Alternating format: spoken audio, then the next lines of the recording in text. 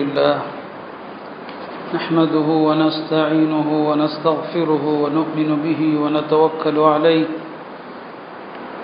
ونعوذ بالله من شرور أنفسنا ومن سيئات أعمالنا من يهد الله فلا مضل له ومن يضلل فلا هادي له أشهد أن لا إله إلا الله وحده لا شريك له وأشهد أن سيدنا ونبينا ومولانا محمدا عبده ورسوله أرسله ربه بالحق بشيرا ونذيرا وداعيا إلى الله بإذنه وسراجا منيرا صلى الله تعالى عليه وعلى آله وصحبه وبارك وسلم تسليما كثيرا أما بعد فأعوذ بالله من الشيطان الرجيم بسم الله الرحمن الرحيم يا أيها الذين آمنوا اذكروا الله ذكرا كثيرا وسبحوه بكرة وأصيلا صدق الله مولانا العظيم. கண்ணியத்திற்குரிய அல்லாஹ்வின் நல்லடியார்களே, மூசா அலைஹிஸ்ஸலாம் அவர்கள் அல்லாஹ்விடத்தில் கேட்டாங்க, உனக்கு பிடித்தமான அமல் எது என்று கேட்டாங்க. அல்லாஹ் சொன்னான், தத்குருனி வலா தன்சானி, என்னை மறக்காமல் எப்போதும் திக்ர் செய்து கொண்டே இருப்பீராக, அதுதான் எனக்கு பிடித்தமான வணக்கம். மீண்டும் கேட்டார்கள், உன் அடியார்களில் உனக்கு மிகவும் விருப்பமானவர்கள் யார் என்று கேட்டான். அல்லாஹ் அதற்கும் சொன்னான், என்னை அதிகமாக யார் திக்ர் செய்கிறார்களோ அவர்களே எனக்கு பிடித்தமான அடியார்கள் என்று சொன்னான். நபி ஸல்லல்லாஹு அலைஹி வஸல்லம் அவர்கள் தம் தோழர்களை திக்ரின் பக்கம் அதிகம் ஆர்வமூட்டி கொண்டு நினைவுபடுத்தி கொண்டே இருப்பாங்க. போர்க்களம் எவ்வளவு கடுமையானது என்பது உங்களுக்கு தெரியும்.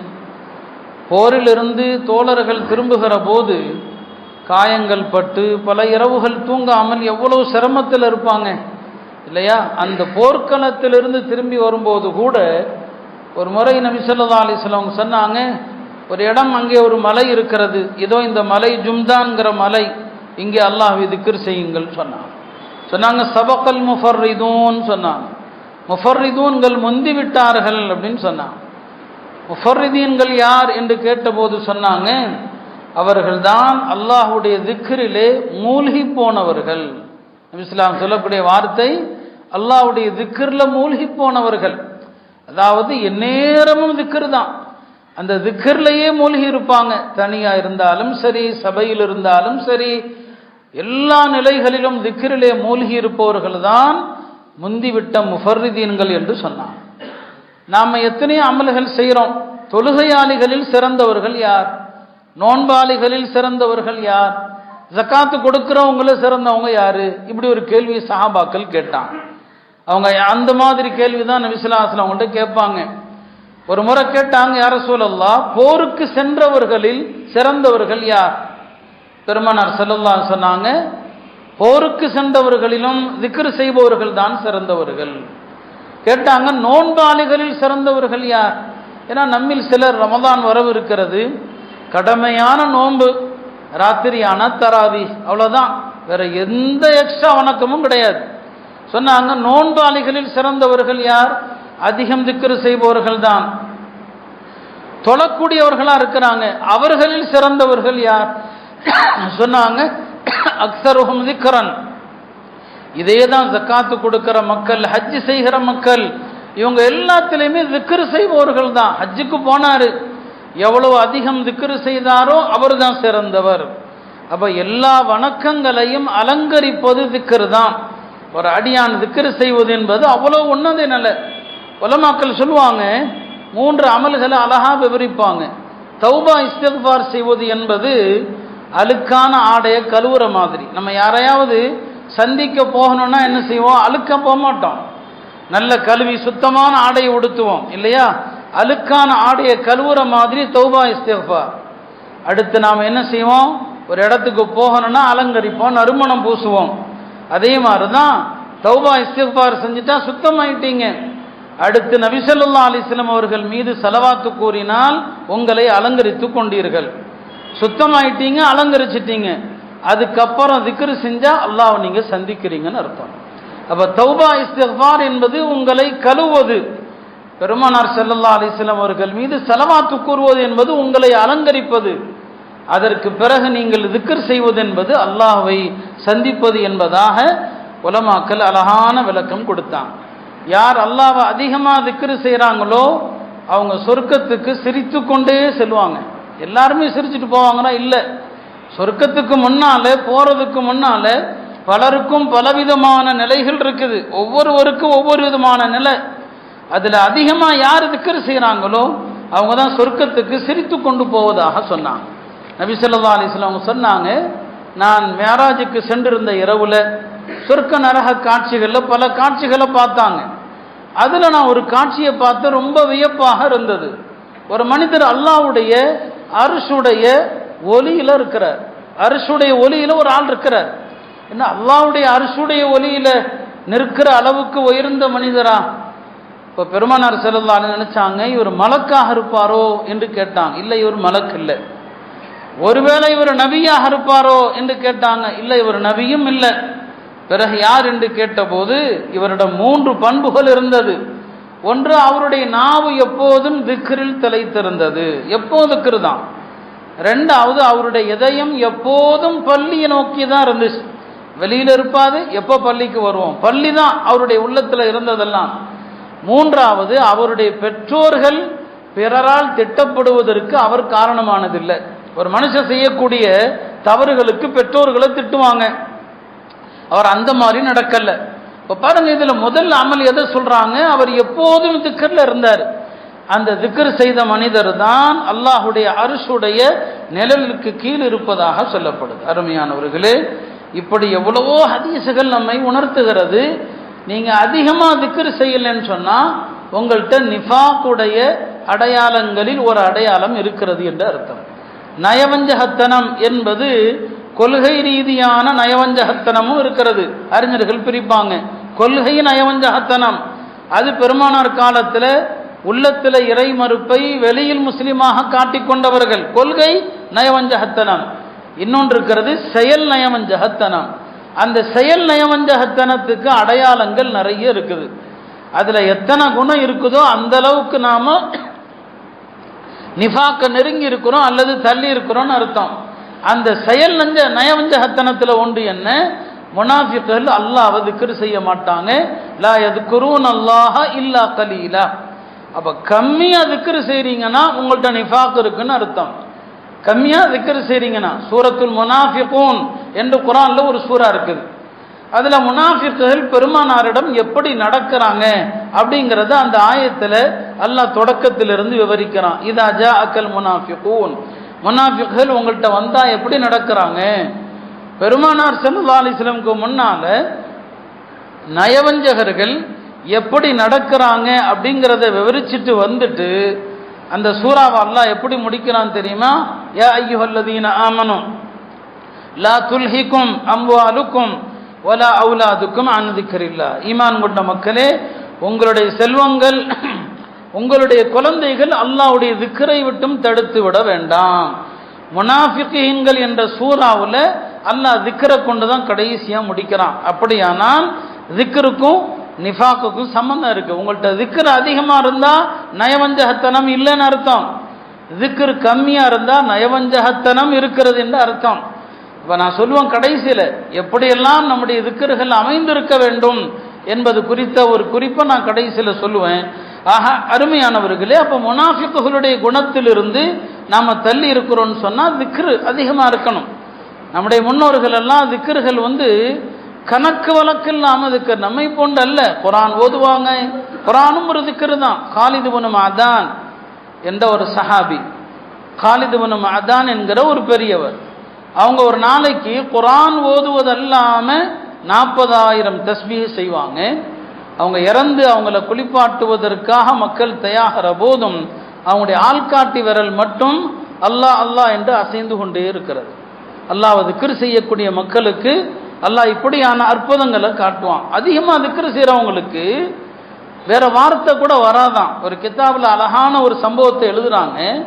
பிலால் ரலியல்லாஹு அவர்கள் அல்லாஹ்வுடைய ஒருமையில தௌஹீதுல ரொம்ப ரொம்ப இன்பம் அடைஞ்சதுனால அவங்கள சுடு மணல்ல கிடத்தி கொடுமைப்படுத்தும் போதும் அஹத் அஹத்னே சொன்னான். இல்லையா, நம்ம கேள்விப்பட்டிருக்கோம். அப்போ மக்கா முஷ்ரிக்கீன்கள் சொன்னாங்க, ஒரே ஒரு தடவை லாத்து உஸ்ஸான்னு சொல்லப்பா, உன்னை விட்டுறோம், லாத்து உஸ்ஸான்னு சொல்ல, அவங்களுடைய கடவுள்கள் விட்டுறோன்னு சொல்லி. பிலால் சொன்னாங்களாம், என் வாயில லாத்து உஸ்ஸான் வர மறுக்குதுன்னு சொன்னாங்க, எனக்கு அந்த வார்த்தையே வரமாட்டிருக்குதுன்னு சொன்னாங்க. உண்மையும் அதுதான். அப்போ அவர் சொல்ல நினைச்சா கூட அல்லாஹ்வுடைய உயர்ந்த மக்காம்ல திக்ர்ல அவர் இருந்தாரு, அவரே நினைச்சா கூட லாத்து உஸ்ஸான் வராது அவர் வாயில. சொன்னார், எனக்கு லாத்து உஸ்ஸான் சொல்ல முடியலன்னு சொன்னார். இப்போ அல்லாஹ்வை யார் அதிகம் திக்ர் செய்கிறாங்களோ அவர்களுக்கு வேறு வார்த்தையே வராது. மக்கத்துல் முக்கர்ரமால ஒரு பெண்மணி இருந்தாங்க, அவங்க ரொம்ப அதிகமாக திக்ர் செய்கிற பெண்மணி. மக்கள் எல்லாம் அந்த பெண்மணி எவ்வளோ திக்ர் செய்கிறாங்க என்றெல்லாம் என்னவெல்லாம் செய்வாங்க. சிலர் அந்த அம்மா ஒரு நாளைக்கு 1,00,000 தடவை திக்ர் செய்யுது என்றெல்லாம் எண்ணுவாங்க. ஆக மொத்தத்தில் நிறைய திக்ர் செய்யக்கூடிய பெண்மணி. அவங்க இறந்துட்டாங்க, வஃபாத் ஆயிட்டாங்க. பெண்களே இறந்தாலும் அடக்கம் செய்வது ஆண்கள் தானே, குடும்பத்து உறவினர்கள் அடக்கம் செய்வாங்க. அந்த அம்மாவை அடக்கம் செய்யறதுக்காக வேண்டி கபரில் இறக்க போகிறாங்க. ஆண்கள் அடக்கம் செய்யக்கூடிய அந்த மக்கள் இருக்கிறாங்க இல்லையா, அவங்களுடைய கரங்களிலிருந்து அந்த அம்மாவுடைய ஜனாசாவை வேற யாரோ வாங்குறாங்க. கண்ணுக்கு தெரியல, கண்ணுக்கு தெரியாதோ யாரோ வாங்கி அந்த அம்மாவை கபூர்ல அடக்கம் செய்கிறாங்க. மக்களுக்கு வேலையே இல்லை, எல்லாம் பார்க்குறாங்க, ஏதோ நடக்குது. ஆனால் யார் செய்கிறாங்க அவங்க கண்ணுக்கு தெரியல. இவங்கெல்லாம் அப்படியே திகைச்சு போய் நிற்கிறாங்க. இதெல்லாம் அல்லாஹ்வை யார் அதிக திக்ர் செய்கிறாங்களோ அல்லாஹாலா அவங்களுக்கு உலகத்திலேயே கொடுக்கக்கூடிய நிலைகள், அற்புதங்கள். துன்னூன் அல் மிஸ்ரி ரஹமத்துல்லா அலை சொன்னாங்க, உலகத்தில் இன்பம் என்பது திக்ரை கொண்டு தான். திக்ர் இல்லாத இன்பத்தை என்னங்க, உலகம் இன்பம் இல்லை, திக்ரை கொண்டு தான் இன்பம். சொர்க்கத்தில் இன்பம் என்பது அல்லாஹ்வுடைய சந்திப்பில், உலகத்தில் இன்பம் என்பது திக்ரில் இருக்குது. சொர்க்கத்தில் அல்லாஹ்வுடைய லிகா இருக்குது, அதுதான் பேரின்பம். ஏன்னா சொர்க்கவாசிகள் அதை விட பெரிய இன்பத்தை அடையப் போவதில்லை என்பதாக சொன்னாங்க. அபு முஸ்லிம் அல் ஹவுலானி என்ற ஒரு சஹாபி, ரொம்ப பிரபலமான ஒரு தோழர். அவர் வாழ்க்கையில் பெரிய அற்புதங்களும் நடந்திருக்கு. அவரும் அதே மாதிரி தான், எந்நேரமும் அவருடைய நாவு திக்ரில் தான் இருக்கும். ஒரு முறை அவர் முன்னால மக்கள் கேட்டாங்க, என்ன இவர் பைத்தியமான்னு கேட்டாங்க. அவர் காதில் விழுந்துருச்சு. அவர் சொன்னார், இது பைத்தியம் அல்ல, பைத்தியத்திற்கான வைத்தியம். மனித உள்ளங்கள் உலக ஆசையில் உலக மோகத்தில் பைத்தியமாக இருக்குது இல்லையா, அந்த பைத்தியத்திற்கான வைத்தியம்தான் திக்ர் என்று ஹஜ்ரத் உமர் ரலியல்லாஹு அன்ஹு அவர்கள் சொல்லுவாங்க, அல்லாஹ்வை பற்றி பேசுங்க, அது உள்ளத்திற்கான மருந்து. மனிதர்களை பற்றி பேசாதீங்க, அது உள்ளத்திற்கு நோயின்னு சொன்னாங்க. மனிதர்களை பற்றி பேசுவது நோய், அல்லாஹ்வை பற்றி பேசுறது மருந்து. இமாம் ஸஹபி அவர்கள் இந்த சம்பவத்தை பதிவு செஞ்சுட்டு, இந்த வார்த்தையை பதிவு செஞ்சுட்டு சொல்லுவாங்க, என்ன ஆச்சரியம், நம்முடைய நிலைகள் எல்லாம் நாம் நோயை அதிகமாக வாங்கி கொட்டிக்கிறோம், நிவாரணத்தை நம்மளை விட்டும் தூரமாக்குறோம். நம்ம யாரை பற்றி பேசுகிறோம், மனிதர்களை பற்றி தான் பேசுகிறோம். டீ கடையிலையும் சக மனிதர்களை பற்றி பேசுகிறோம், கல்யாண வீட்லையும் மனிதர்களை பற்றி பேசுகிறோம், ஜனாதாவுக்கு போனால் மனிதர்களை பற்றி பேசுகிறோம், அல்லாஹ்வை பற்றி பேசுகிறதே இல்லை. அல்லாஹ்வை பற்றி பேசினால் மருந்து, மனிதர்களை பற்றி பேசினால் நோய். நாம் அந்த நோயை தான் அதிகமாக இழுத்து கொண்டிருக்கிறோன்னு சொன்னான். இப்போ சொன்னனே அபு முஸ்லிம் ஹவுலானி, அவங்க வாழ்க்கையில் நடந்த அற்புதம் இது. அந்த பெருமானாருடைய காலத்தில் ஒரு 3 பேர் தங்களை நபின்னு வாதிட்டாங்க. அவர்கள் பொய்யர்கள். அதில் ஒருத்தன் அஸ்வதுல் அனசின்னு ஒருத்தன். இந்த அஸ்வதுல் அனசியால அபு முஸ்லிம் ஹவுலானி பிடிக்கப்பட்டுறான். எப்படியோ அவங்க கையில் மாட்டிக்கிறாங்க. அவனுடைய சபைக்கு கொண்டு வரப்படுறாங்க. அவன் கேட்குறான், முஹம்மது அல்லாஹ்வுடைய தூதர் நம்புறியான்னு சொல்லி. ஆமாம், முஹம்மது ஸல்லல்லாஹு அலைஹி வஸல்லம் அல்லாஹ்வுடைய தூதர் தான் சொல்லி. அவன் கேட்குறான், அத்தஷ்ஹது அன்னி ரசூலுல்லாஹ், நான் அல்லாஹ்வுடைய தூதர் என்று நீ சாட்சி சொல்லுவியான்னு சொல்லி. அவங்க சொன்னாங்க, நீ சொன்னது என் காதில் விழலன்னு சொன்னான். நீ சொன்னது என் காதில் விழலப்பான்னு சொன்னான். அவனுக்கு சரியான கோபம். சொன்னான், இவரை நெருப்பு மூட்டி தூக்கி போடுங்கன்னு சொன்னான். இப்ராஹிம் அலைஹிஸ்ஸலாமை போல ஒரு நெருப்பு குண்டத்தில் அவரை தூக்கி போடப்படுது.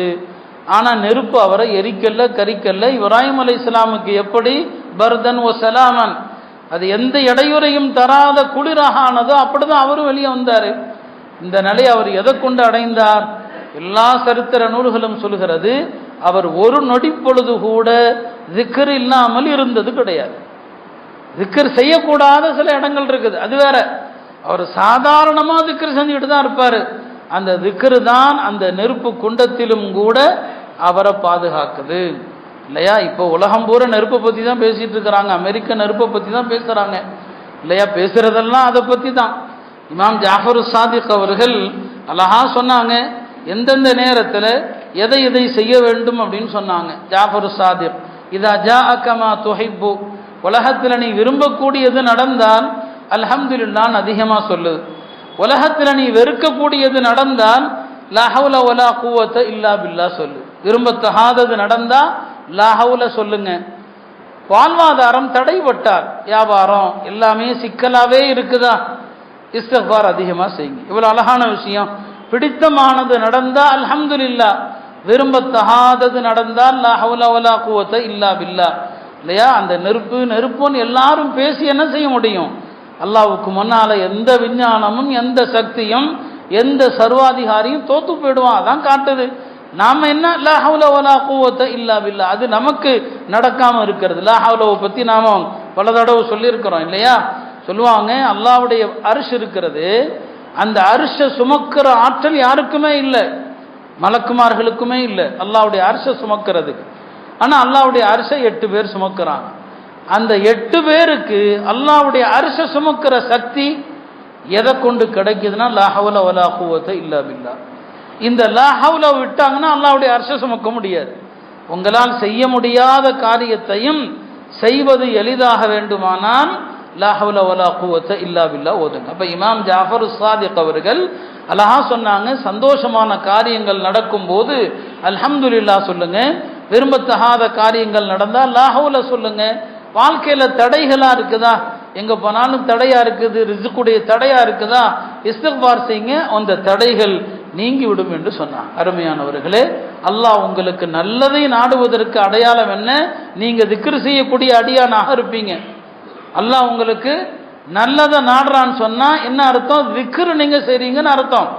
யார் அதிகம் திக்ர் செய்யறாங்களோ அவங்கள அல்லாஹ் விரும்புறான்னு அர்த்தம். எனவே திக்ர் செய்யக்கூடியவர்களை நாம லேசா நினைச்சிடக்கூடாது, லேசா என்ன செஞ்சிடக்கூடாது, அவங்கள இடம் போட்டக்கூடாது. ஏன்னா அல்லாஹ்வுக்கு பிரியம் இருக்க போய் தான் அவங்க நாவிலிருந்து அல்லாஹத்தாலா திக்ர் அதிகமாக செய்ய வைக்கிறான். ஹஜ்ரத் இப்னு மஸ்ஊத் ரலியல்லாஹு அன்ஹு அவர்கள் சொன்னாங்க, ராத்திரி படுக்கைக்கு செல்கிற போது நீங்க திக்ர் செய்யாம படுத்தீங்க, ஷைத்தான் உங்கள் மீது சிறுநீர் கழிக்கிறான்னு சொன்னாங்க. நாம இன்றைக்கு இரவு நேரங்களில் எல்லா காலத்திலையும் பலவிதமான தவறுகள் இருந்தாலும் குறிப்பா என்ன, எல்லாம் போனை பார்த்துட்டு அப்படியே தான் படுக்கிறாங்க. எல்லாரு கையிலையும் இந்த போனு தான், எல்லா நிலைகளிலும் போனு தான். குர்ஆன் எல்லா நிலைகளிலும் திக்ர சொல்லுது. எது குர்ஆன் அல்லாஹ் கியாமன், நின்ற நிலையிலும் திக்ர் தான், குஊதன் உட்கார்ந்த நிலையிலும் திக்ர் தான், வ அலா ஜுனூபிஹிம் படுத்த நிலையிலும் திக்ர் தான். பெருமானாருடைய வாழ்க்கை அப்படிதான் இருந்துச்சு. இன்னைக்கு இந்த ஆயத்தை அப்படியே மாத்துக்கணும். எல்லா நிலைகளிலும் போன், நின்னாலும் போனு தான், உட்கார்ந்தாலும் போனு தான், படுத்தாலும் போனு தான், தொழுகைக்கு வந்தாலும் போனு தான், டாய்லெட்டுக்கு போனாலும் போனு தான். அப்படியே முசீபத்தாக எல்லார் கையிலையும் படுக்கும் போதும் போனு தான். சொன்னாங்க இப்னு மஸ்ஊத் அவர்கள், திக்ர் இல்லாம படுத்தீங்க ஷைத்தான் மூத்திரம் கழிச்சிடறான்னு சொன்னாங்க. அல்லாஹ் பாதுகாக்கணும். நம்மில் எத்தனை பேருடைய உடல்கள் இரவுல நஜிஸ் ஆகிட்டு இருக்குது, அது யாரால? ஷைத்தானுடைய மூத்திரத்தால. எவ்வளவு அசிங்கம் இது, எவ்வளவு கேடுகட்ட விஷயம் இது.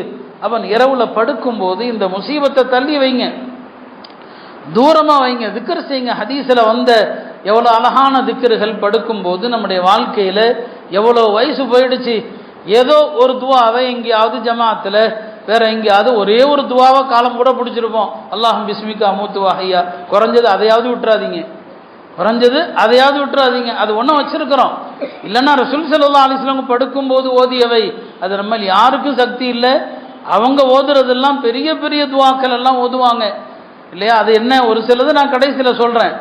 குறைஞ்சபட்சம் ஏதாவது ஒரு திக்ர்ல படுக்கணுமே தவிர, படுக்கும் போதும் கெட்ட விஷயங்களை கேட்கிறோம், தகாத விஷயங்களை கேட்கிறோம். கெட்ட விஷயம்னா வெறும் ஆபாசம் மட்டும் இல்லை, அரசியல் நாட்டு நடப்புகள், என்ன பிரயோஜனம் இருக்குது, அதுல என்ன அர்த்தம் இருக்குது? இந்த விஷயத்தை கேட்டுட்டு நாம படுத்தோம்னு சொன்னா நம்முடைய உறக்கங்கள்ல நல்ல கனவுகள் எப்படி வரும்? அப்ப கெட்ட கனவுகளும் அச்சுறுத்தக்கூடிய கனவுகளும் தான் வரும். அப்ப சொன்னாங்க, இரவுல நீங்கள் அப்படி படுக்காதீங்கன்னு சொல்லி. இமாம் ஹசன் பஸ்ரி ரஹிமஹுல்லா அவர்கள் சொன்னாங்க, 3 விஷயத்துல ஒரு முஸ்லிமுக்கு இன்பம் கிடைத்தாக வேண்டும். இந்த 3ல இன்பம் கிடைக்கலன்னு சொன்னா பயந்து கொள்ளுங்கள், உங்களுடைய இதயத்திற்கு திரை போட்டு மூடப்பட்டு விட்டது. மூணுல கண்டிப்பாக ஒரு முஸ்லிமுக்கு இன்பம் இருக்கணும்னு சொல்லி. முதலாவது என்ன அப்படின்னு சொன்னா, தொழுகையில இன்பம் இருக்கணும், திக்ர்ல இன்பம் இருக்கணும், திக்ர்ல இன்பம் இருக்கணும், குர்ஆன் ஓதுவதில் இன்பம் இருக்க வேண்டும் அப்படின்னு சொல்லி. ஈசா அலைஹிஸ்ஸலாம் தன் சீடர்களை பார்த்து சொன்னாங்க, அல்லாஹ்ட்ட அதிகமா பேசுங்கன்னு சொன்னாங்க. இப்போ கேட்டாங்க ஈசா அலைஹிஸ்ஸலாம்கிட்ட, அல்லாஹ்வுடைய தூதர் அவர்களே, அல்லாஹ்ட்ட பேசுறதா, எப்படி பேசுறது?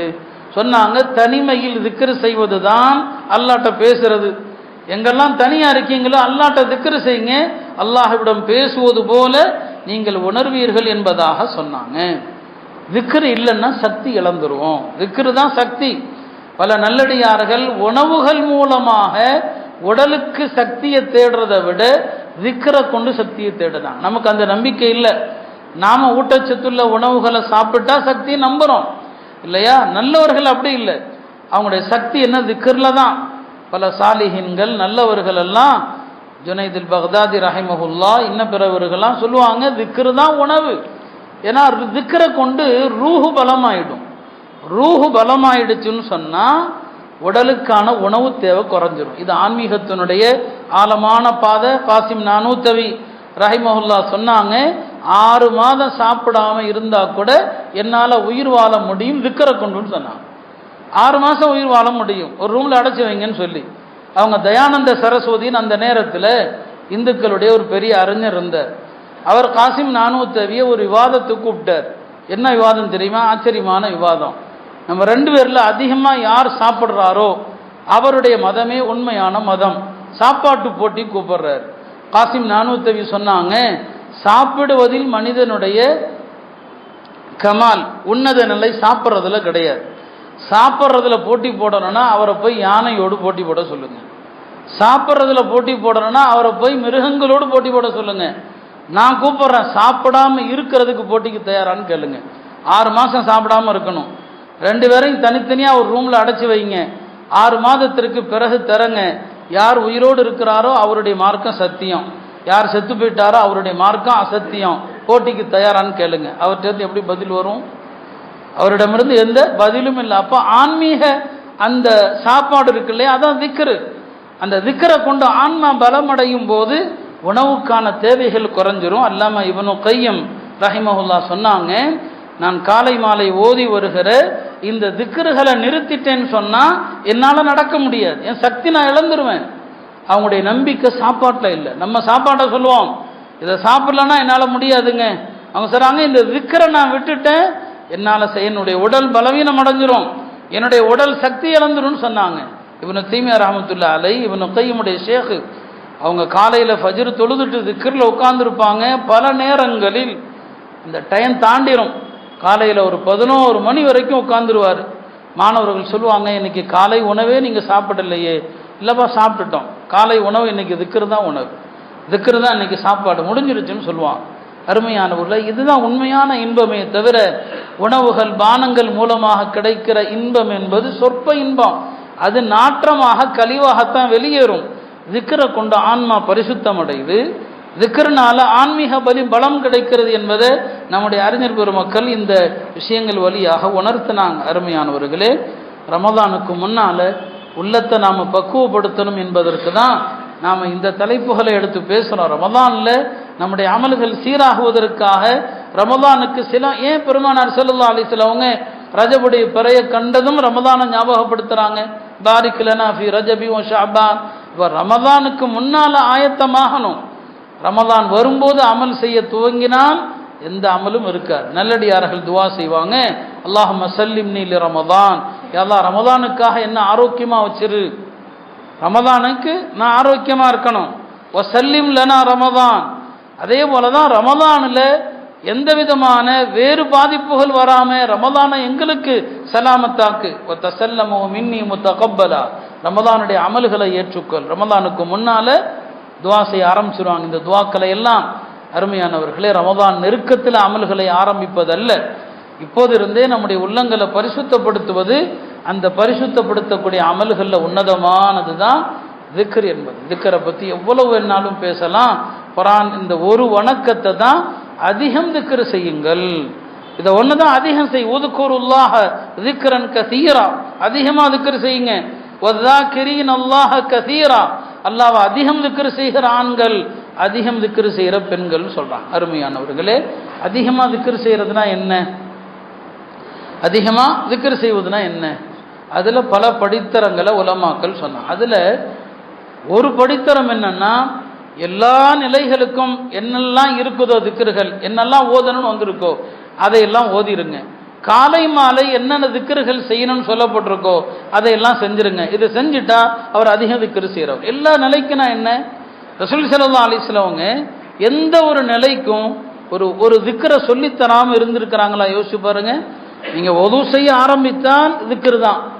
ஒது செய்ய ஆரம்பிக்கும் போது பிஸ்மில்லா வல்ஹம்துலில்லாஹ்னு திக்ர் இருக்குது. ஒதுவுக்கு நடுவுல பெருமானார் திக்ர் செய்வாங்க. அல்லாஹும்ம ஃபிர்லி தம்பி வஸ்ஸி லி ஃபீ தாரி வபாரிக் லி ஃபீ ரிஸ்கி. ஒதுவை முடிச்சா திக்ர் செய்வாங்க. அஷ்ஹது அல்லா இலாஹ இல்லல்லாஹ் ஓதுவாங்க. சுப்ஹானக அல்லாஹும்ம வ பிஹம்திக அப்படிங்கிற ஒரு துஆ ஓதுவாங்க. சொன்னாங்க, ஒதுவை முடிச்சிட்டு இந்த சுப்ஹானக அல்லாஹும்ம வ பிஹம்திக யார் ஓதுறாங்களோ அவருடைய அமல் முத்திரையிடப்படும். முத்திரையிடப்படும்னா என்ன அர்த்தம்? அவர் என்ன பாவம் செஞ்சாலும் இந்த அமல் மட்டும் அழியாது, அப்படியே தான் இருக்கும். அதனுடைய நன்மையை மறுமையில பார்க்குற வரைக்கும். அப்போ என்னங்க, எந்த இடத்திலும் பெருமானார் ஒரு திக்ரை சொல்லாமல் இல்லை. பள்ளிக்குள் வர்றீங்களா, பிஸ்மில்லா வஸ்ஸலாமு அலா ரசூலில்லா அல்லாஹும்ம ஃபிர்லி தம்பி வஃப்தஹ் லி அப்வாப ரஹ்மத்திக். வெளியே போறீங்களா, துஆ இருக்குது. அப்போ அதிக திக்ர் செய்கிறவர் யாருன்னா, எந்தெந்த இடங்களில் என்னென்ன துஆ செய்யுமாறு ரசூல் ஸல்லல்லாஹு அலைஹி வஸல்லம் சொன்னாங்களோ அதை கடைபிடிப்பது. காலை மாலை அதுக்காறுகளில் ஏதாவது திக்ர் செய்கிறது, இதையெல்லாம் செஞ்சா அவர் அல்லாஹ்வை அதிகம் திக்ர் செய்கிறவர். இது குறைஞ்சபட்ச படித்தரமா? குறைஞ்சபட்ச படித்தரம் இது, புரியுங்களா? உயர்ந்த படித்தரனா நான் சொன்ன மாதிரி ஒரு சஹாபி வருவாங்க.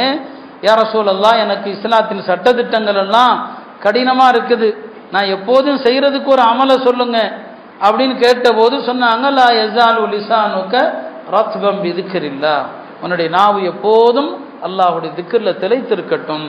அறிஞர்கள் சொல்லுவாங்க, ஒரு முஸ்லிமுடைய நாவு இந்த மூணுல ஏதாவது ஒன்றை தவிர நாலாவதுல இருக்கக்கூடாது.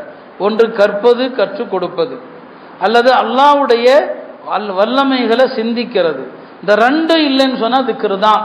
நல்லவர்கள் அப்படிதான் ஹதீஸ் பாடம் நடத்துவாங்க, ஒரு சின்ன கேப்பு கிடைச்சா திக்ர் செய்வாங்க. இமாம் இப்னு சீரின் ரஹ்மத்துல்லாஹி அலைஹி மாபெரும் ஹதீஸ் கலை அறிஞர், அவங்க கனவுக்கு விளக்கம் சொல்வதில் வல்லுனர் அவர்கள். அவங்கள பத்தி சொன்னாங்க, பாடம் நடத்திக்கிட்டே இருப்பாங்க, பாடத்தை நிறுத்தி கொஞ்ச நேரம் ஏதாவது சின்ன கேப் இடைவெளி விடுவோம் இல்லையா, சுப்ஹானல்லாஹில் அஸீம் சுப்ஹானல்லாஹி வ பிஹம்தி. அவங்க மாணவர் சொல்றாங்க, இந்த திக்ரை காதுல நாங்க கேட்டுக்கிட்டே இருப்போம், நாங்க இடையில பேசுவோம், மற்ற வேலைகளை செய்வோம். ஆனா எங்களுடைய ஆசிரியர் ஹதீஸை நடத்துகிற நேரம் அல்லாத மற்ற நேரத்தில் சுப்ஹானல்லாஹ் இதை தவிர அவங்கள்ட்ட இருந்து எதுவுமே வராது. யூசுப் அலைஹிஸ்ஸலாம் அவங்கள பத்தி சொல்லுவாங்க, கடல்ல உள்ள மீன்கள் கூட கொஞ்ச நேரம் திக்ர் செய்யாமல் இரவில் தூங்கிவிடும், தவளைகள் கூட கொஞ்ச நேரம் கத்தாமல் இருந்து விடும்.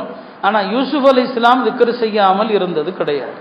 கிணத்துல எப்போ அவங்க போடப்பட்டாங்களோ அப்ப இருந்து ஆரம்பிச்சாங்க திக்ர. அந்த திக்ர் தான் அவங்கள காப்பாத்துச்சு. ஹதீஸ்ல வருது, யஹ்ஃபதில்லாஹ யஹ்ஃபதுக, நீ அல்லாஹ்வை பாதுகாத்தால் அல்லாஹ் உன்னை பாதுகாப்பான்.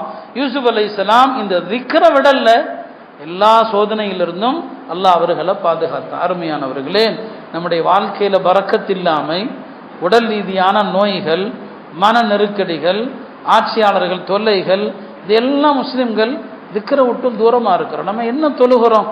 கடமையான தொழுகையை தொழக்கூடியவர்களும் கம்மி. அதுல எவ்வளவு உள்ளச்சத்தோடு தொழுகிறோம் யோசிச்சு பாருங்க. திக்ர் செஞ்சாதான் தொழுகையில இன்பம் கிடைக்கும், திக்ர் செஞ்சாதான் நோன்புல இன்பம் கிடைக்கும். நம்முடைய வணக்கங்கள் அனைத்திலுமான இன்பத்தை பெறதான் திக்ர் செய்யுங்க. அதனாலதான் அல்லாஹ் உதுகுருல்லாஹ திக்ரன் கஸீரா, அந்த திக்ர்ல முதன்மையானது குர்ஆன். குர்ஆனும் திக்ர் தான். அன்னை ஆயிஷா ரலியல்லாஹு அன்ஹா சொல்வாங்க, கான ரசூலுல்லாஹி ஸல்லல்லாஹு அலைஹி வஸல்லம் யذ்குருல்லாஹ அலா குல்லி அஹ்யானி, ரசூல் ஸல்லல்லாஹு அலைஹி வஸல்லம் எல்லா நிலைகளிலும் அல்லாஹ்வை திக்ர் செய்வாங்க. எவ்வளவு திக்ர்கள், எவ்வளவு அழகான இஸ்திக்பார்கள். இஸ்திக்பார்ல ஒரு இஸ்திக்பாருக்கு பெருமானார் பேர் வைப்பாங்க, சையதுல் இஸ்திக்பார். இது எல்லா இஸ்திக்பாருக்கும் தலைவர், இதான் அமீர். வாரத்துல ஜும்மா, வார நாட்களுக்கு அமீரா இருக்குது. ஒவ்வொன்றுக்கும் ஒரு தலைமை இருக்குது இல்லையா? இஸ்திக்பார்கள்ல ஒரு இஸ்திக்பார் சையதுல் இஸ்திக்பார். இரவுல அதை போதுனீங்கன்னா காலையில் எழுந்திருக்கும் போது மௌத்தாயிட்டாரா நேராக சொர்க்கம் போவார், காலையில் ஓதுனாரா மாலையில் இல்லை சொர்க்கம் போயிடுவார். அந்த மாதிரி சின்ன திக்ர்களும் இருக்குது, பெரிய திக்ர்களும் இருக்குது. காலையிலிருந்து மாலை வரைக்குமான உத்தரவாதம். அந்த சையதுல் இஸ்திக்பாருடைய ஆரம்பம் தான் அல்லாஹும்ம அன்த ரப்பி லா இலாஹ இல்லா அன்த் ஹலக்தனி வ அன அப்துக வ அன அலா அஹ்திக வ வஅதிக மஸ்ததஅத்துன் ஆரம்பிக்கிற திக்ர். அருமையானவர்களே, அறிஞர்களிடமிருந்து அழகான திக்ருகளை கற்றுக்கொள்ளுங்க, திக்ருகளை எழுதி கேளுங்க, திக்ருகளை காலை மாலை அதிகம் செய்யுங்க. இல்லாமல் அல்லாஹ் எல்லா நெருக்கடிகளிலிருந்தும் நமக்கு நிம்மதியை தருவான் இல்லையா? ஒரு பக்கம் அமெரிக்காவில் நடந்த சோதனைகள், அதை பற்றி உலகம் பேசுது. இன்னொரு பக்கம் இஸ்லாமிய உலகுக்கு பல நல்ல செய்திகள் அல்லாஹுடைய அருளால் வந்து கொண்டும் இருக்கு. இந்த ரமதான் இன்ஷா அல்லாஹ் முஸ்லிம்கள் எல்லோருக்குமே பிரச்சனைகள் இல்லாத ரமதானாக இருக்கும் என்று நாம் நம்பிக்கை வைக்கிறோம். சிரியாவில் ஒரு பெரிய கொடுங்கோலாக இருந்தால் 50 வருஷம், அவன் ஷியா பிரிவை சார்ந்தவன். அந்த நாட்டு மக்களுக்கு அவன் கொடுத்த சித்திரவதைக்கு அளவே கிடையாது, அவ்வளவு கொடுமைகள். அந்த நாட்டிலிருந்து மக்கள் மட்டுமல்ல, உலமாக்கள் எல்லாம் ஹிஜ்ரத் பண்ணி போயிட்டாங்க வேற ஊர்களுக்கு. சிரியா அறிஞர்களுடைய நகரம், பெரும் பெரும் அறிஞர்கள் வாழ்ந்த ஊர். இன்றைக்கு அல்லாஹ்வுடைய கிருபையில் அவன் நாட்டை விட்டு ஓடி போயிட்டான். எல்லா மக்களும் அங்கே திரும்புகிறாங்க, உலமாக்களும் அந்த நாட்டுக்கு திரும்பி வர்றாங்க. ஒரு உம்மத்துக்கு கிடைச்ச ஒரு பெரிய சுப செய்தி. சிரியா இன்றைக்கு அது வலம் செய்யப்பட்ட ஒரு நகரம். அல்லாவே பாரக்னா ஹவுலஹுங்கிறான். பைத்துல் முக்தஸ்லாம் சிரியாவை சார்ந்தது தான். அதை இன்னைக்கு கூறு போட்டு பிரிச்சுட்டாங்க. அல்லாஹ் குரான்ல எங்கெல்லாம் இந்த ஷாமை பற்றி சொல்லுவானோ பரக்கத்து செய்யப்பட்ட பூமின்னு தான் சொல்லுவான். அது ஒரு பக்கம் அல்லாஹ்வுடைய கிருபையில் அங்குள்ள முஸ்லீம்கள் வளமாக இப்போ இருக்கிறாங்க. இன்னொன்று கஸ்தால நிறுத்தப்பட்ட ஒரு போர் நிறுத்தம் இல்லையா? அந்த நகரத்தையே அழித்து நாசமாக்கிட்டாங்க. எதுவாக இருந்தாலும் போர் நிறுத்தப்பட்டிருப்பது மகிழ்ச்சி. அந்த மக்கள் இனிமேலாவது வளமான வாழ்க்கையை வாழட்டும். அல்லாஹ் அவங்களுடைய நெருக்கடிகள் கஷ்டங்களை எல்லாம் துடைத்து இழந்த வீடுகளை எல்லாம் அவங்களுக்கு அல்லாஹ் பன்மடங்காக திருப்பி கொடுப்பானாக. எல்லா முஸ்லிம்களுக்கும் வாழ்க்கையிலே வளத்தையும் நலத்தையும் தருவானாக. வரக்கூடிய ரமதானை எல்லா முஸ்லிம்களுக்கும் ஆரோக்கியத்தோடு நல்லறங்கள் ஏராளமாக செய்யக்கூடிய தௌஃபீகோடு அடைய செய்வானாக. வாஹிரு தஅவானா அல்ஹம்துலில்லாஹி ரப்பில் ஆலமீன்.